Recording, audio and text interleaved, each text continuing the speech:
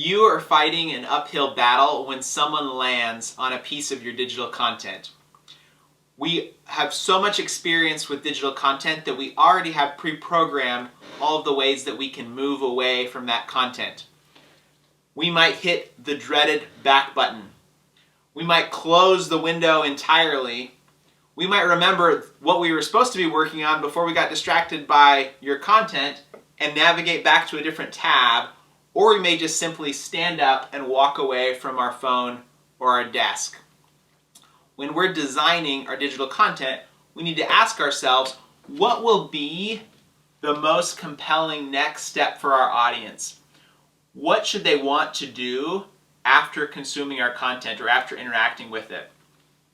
As you're thinking about that, it's important to pick the primary CTA and organize the layout and the calls to action around that primary decision or next step you want someone to take.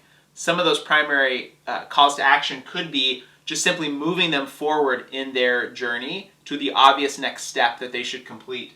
You might barter, you might offer them something in exchange for something like an email address, or you may ask them to commit, depending on what type of content it is. Along with that primary CTA, it's okay to have other secondary CTAs. In fact, that may actually help your audience stay engaged with your content and find the right next step for them if they're not ready to take this next primary CTA.